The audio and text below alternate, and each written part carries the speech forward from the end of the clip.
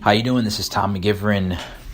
I'm here without Colleen today. I'm a licensed real estate broker associate with Douglas Elliman. We're an equal housing broker. My partner, Colleen Davis, is not with me today. I wanted to dive into a topic, and it is I was talking with somebody, and we were talking about why do you hire a real estate agent? And we're trying to get to the core of, that question. Why do you hire a real estate agent? So I thought I would dive in and talk about the two reasons, okay? And they are basically you hire a real estate broker, a real estate agent, to market your home and to negotiate. Those are the two core aspects. Now, people might have their own other reasons why, and that's fine. But at the core of why you hire an agent, those are the two reasons. And I looked up the term negotiate. All right, so the term negotiate means to deal or bargain with another or others, as in the preparation of a contract or preliminaries to a business deal. Basically, to deal and negotiate with another or others to make a deal, whatever it is you're trying to do.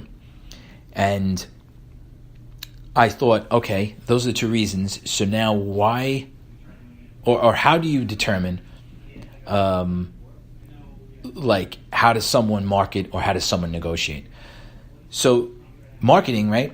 If you were to have three agents in your house, you would get three different variations of marketing. How do you prove how you market?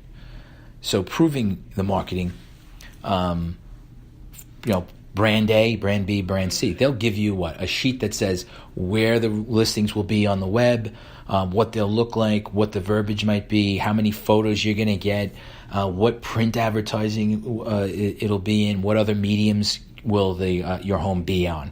Okay, how will there be service to it, and how do you market to buyers and brokers, et cetera, et cetera. So that's basic, right? You can get that, and people can say, this is our marketing plan. So that's how they prove it. It's in writing. It's written down. Usually, it should be. And you can determine which marketing plan you like best, right? Then I started thinking about negotiating. And how do you prove someone can negotiate better than someone else? So then I was thinking about the commission. So I think a lot of people, homeowners, they base their decision, a large part of the decision, on the commission. And what's the commission, right? So why would you hire a real estate agent at 6 or 7% versus 4%? Okay, it's a big difference, right? Between 6% and 4%. All right, if you're selling a $600,000 house, right, that's $12,000. Right? That seems like a lot of money, and I'm not saying it isn't. But then we get to that word negotiate, and the term marketing, right? Term marketing. Who's got the best marketing plan? It's going to get me the most amount of exposure, get me the best price. Okay, who's got that? Again, look at brand A, B, and C, and you'll be able to see their marketing plan if they negotiate, if they execute it the way they say they're going to. Okay, but how then do we determine negotiating? How do we prove who can negotiate better? And I think there's two basic ways. The first is at the initial appointment itself, and or just looking online. You could determine a cheap broker who says, I'll put it on MLS for you for a flat fee. And then you can a la carte things and charge a little bit more money for a market analysis, professional photos, et cetera, et cetera. But when you do something like that, you hire a cheap broker. I call them cheap broker because they're offering you basically nothing. Just put it on MLS. That's one way to determine. There's no value there. There's no negotiating. You'll be doing the negotiating, and that's fine. If you think you can do it, knock yourself out. But that's one way that brand or that company has kind of put themselves out there. There's no value there for you when it comes to that other component. Two components, really. No marketing, no negotiating. But at the appointment, let's say you hire people, they come in. At the appointment, the agent who just takes 4%, to me, that's an indication that they've proven their negotiating skills. And what do I mean by that? So, to me, any business values their time, okay, and they value their money, okay, the money that comes in. That's how you determine, or two of the ways you determine what you ask for your service or your product. How much time did I put into it, and how much money can I make that's reasonable and helps me make a living? To me, the real estate agent who comes in and does the 4%, they don't appreciate either of those, right?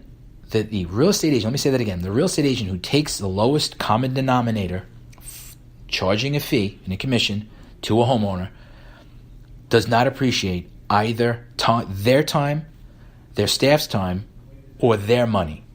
So now I say, if they can't appreciate or don't, or let's say that they appreciate, I want to say it strongly like that. Let's just say they have a lack of appreciation. They don't appreciate it as much as someone else.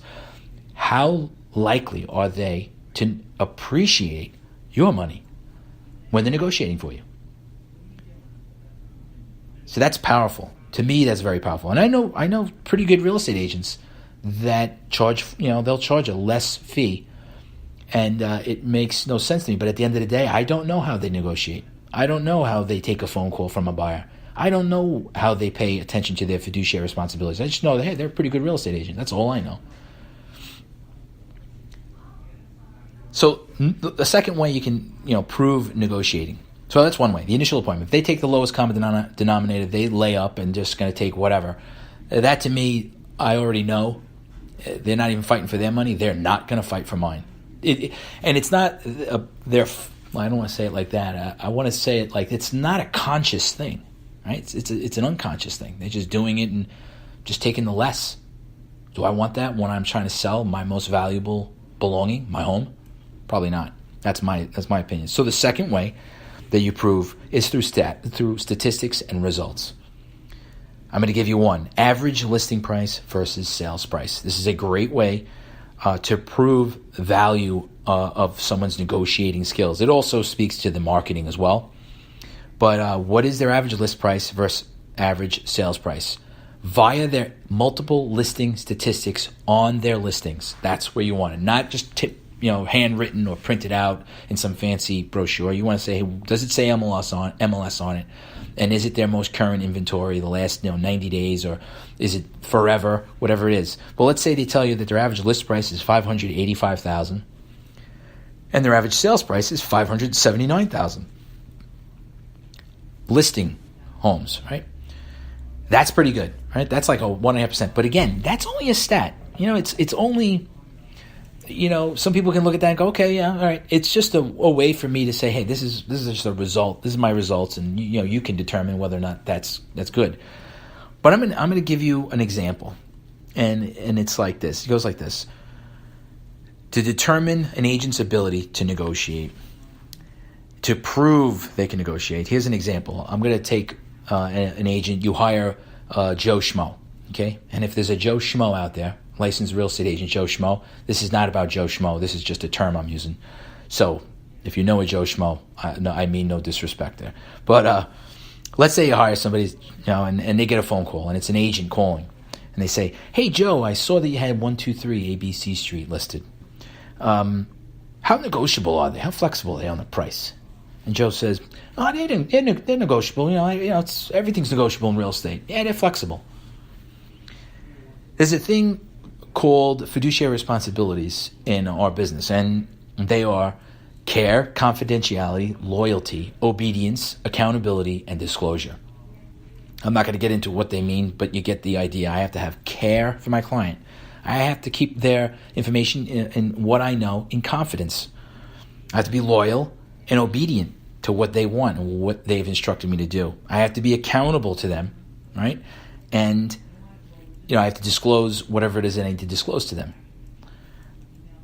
That real estate agent Joe, when he got a phone call, he violated care, confidentiality, loyalty, obedience, okay, right off the bat. Now, let's say Joe had a conversation with his clients, because I'm going to handle the call entirely different. And I get these calls a lot, and I handle them same exact way every single time.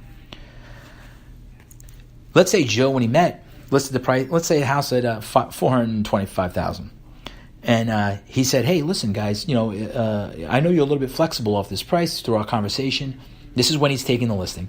And he says, would you mind if I, told people when they call that you're a little bit negotiable? We won't put it in the marketing, but when they call, can I tell them that you're flexible? And the homeowners might say, yeah, sure, no problem. Okay, then he has the right to kind of say that when somebody calls.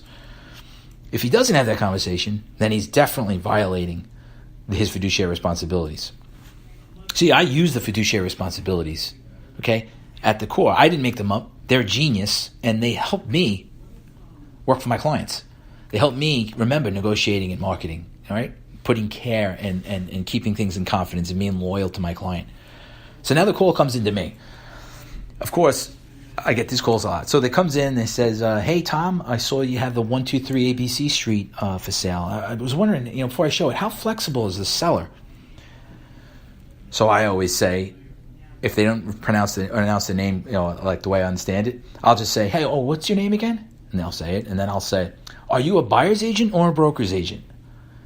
And then he tell me. So now I'm not going to get into the differences with what they are, but a buyer's agent is representing the interests of the buyer. A broker's agent is a sub-agent of the seller, the listing agent, which means they actually are showing the home to a buyer and they work for the interests of my client, the seller.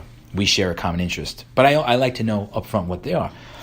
Then I say, okay, great. Let me ask you, is your buyer pre-approved for a mortgage or are they paying cash? Okay? And I ask those questions. So boom, now I've set the tone.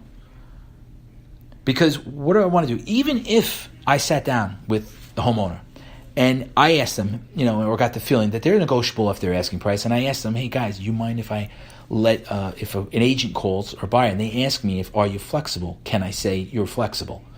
And they say yes. I say great, and I write that down. Okay, I might write it on the listing paperwork. Can disclose that they're flexible. So I want to make sure that I'm being, again, accountable to my client. I'm loyal to them. I'm obedient, and I'm keeping confidence and caring for their listing, their interests. Even if I did that, I'm still going to say, that conversation, what's your name? Are you a broker's agent or buyer's agent? Is your buyer pre-approved and or paying cash? Those 3 questions I ask all the time. Because let's say I get to, they don't have a mortgage. Oh, yeah, and I say, are they pre-approved or are they paying cash? And they say, well, we're not pre-approved yet. Then I automatically know, why would I give up that they're flexible when his buyers or their buyers don't even have, a mortgage pre-approval? That's a waste of conversation, right? I don't want to give up any information until I know, how to proceed. So then I would say, if he says, no, they're not pre-approved, I'm getting them pre-approved this weekend, I'd say, well, listen, get them pre-approved. Why don't you make an appointment and show the property, all right? And they'll say, okay, great. See, there's a big difference between what Joe Schmo did and what I do. And right there, that can prove thousands of dollars in a negotiating term, in negotiations. There's also other techniques, like meet them more than halfway. There's other techniques that I use to help my clients get the most amount of money. That's me. So to recap again, 2 reasons to hire a real estate agent: their marketing plan and their negotiating abilities.